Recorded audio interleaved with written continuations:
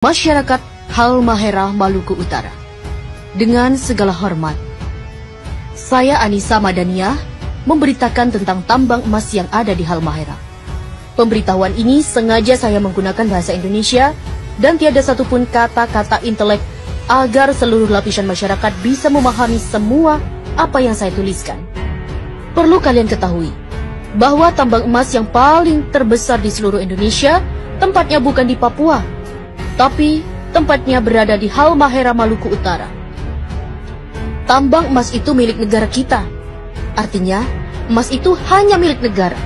Bukan berarti tambang itu milik pemerintah setempat atau bukan milik pribadi pemerintah pusat. Kini tambang emas itu telah diberikan oleh Luhut Binsar Panjaitan dan Jokowi kepada pengusaha asing yang berasal dari negara Cina dengan dana investasi sebesar 70 triliun 200 miliar rupiah pada tanggal 3 Juli 2017. Selama ini, alasan mereka bahwa tambang-tambang itu hanya untuk kesejahteraan rakyat, tapi kata-kata itu adalah pembodohan atau kata-kata bohong. Sudah berapa banyak tambang-tambang milik negara kita telah dibelikan oleh pemerintah kepada pihak asing. Harusnya seluruh rakyat Indonesia telah menjadi milioner, yang sekolah digaji, yang berobat ke rumah sakit pasti gratis karena setiap jiwa telah menjadi miliuner. Tapi, apa yang kita dapat dari hasil tambang-tambang itu? Justru tambang itu habis, dan uangnya bahkan tiada. Malahan, rakyat Indonesia semakin miskin saja. Para pemimpin Indonesia, semuanya orang-orang buangan. Mereka hanya tumpukan-tumpukan sampah, tanpa ilmu pengetahuan, lalu mereka menjadi manifest atau pencari jabatan di negeri ini dengan jalan sogok dan suap. Manifest ini menghalalkan segala cara untuk memperoleh jabatan. Ada menggunakan sistem suap, mengelabui rakyat dengan berkampanye dan saling menjatuhkan saingan-saingannya di saat kampanye.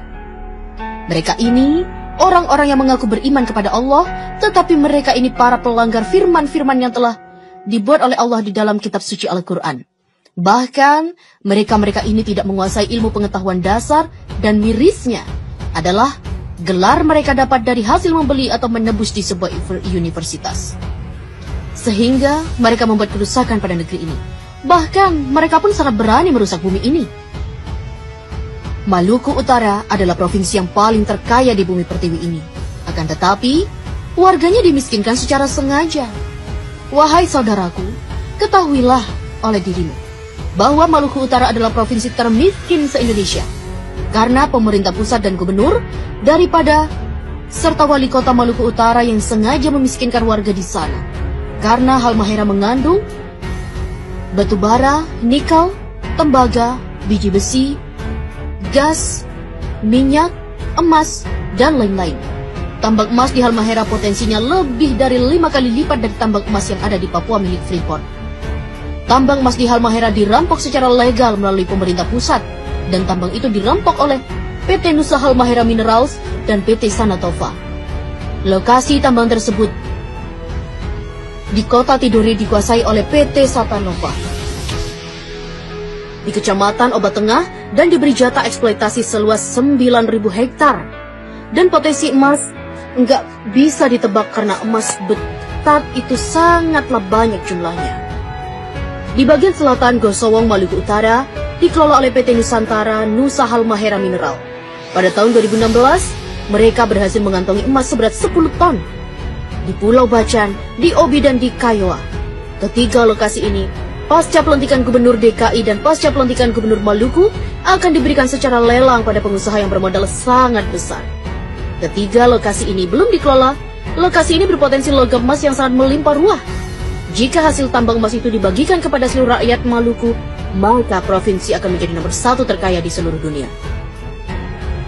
Tambang emas ini rencananya pasca pelantikan gubernur akan dilelang kepada pihak asing. Siapapun keluar sebagai lelang, maka dialah yang menjadi si penguasa tambang itu. Presiden, Wapres, Menteri, KPK, BIN, MPR, DPR, Gubernur hanya mampu menghabiskan seluruh tambang-tambang yang ada di seluruh wilayah NKRI. Entah itu tambang yang berada di laut maupun yang ada di daratan, semuanya diserahkan kepada negara luar. Sebab mereka tidak mampu mengelola, tidak mampu mensejahterakan rakyat. Karena mereka bukanlah para pemimpin. Tapi mereka hanya mampu mensejahterakan dirinya dan keluarga, partainya, dan pengusaha asing karena mereka adalah para pengkhianat negara dan mereka adalah perampok yang sesungguhnya. Wahai saudaraku, apabila Presiden Republik Indonesia dan rombongannya mengunjungi provinsimu, itu tandanya sumber daya alam yang ada di sana akan segera dirampok untuk diberikan kepada negara adidaya dan uangnya hanya untuk mereka-mereka saja. Bahkan mereka selalu berhutang pada negara lain dan bahkan mereka mencari para investor asing sebanyak-banyaknya. Hal ini bertujuan hanya mencari kekayaan pribadi mumpung mereka masih menjabat sebagai yang disebut di atas. Saya Anissa Madania, putri Indonesia yang tidak takut terpenjara dan tidak pernah takut untuk mati. Wassalam.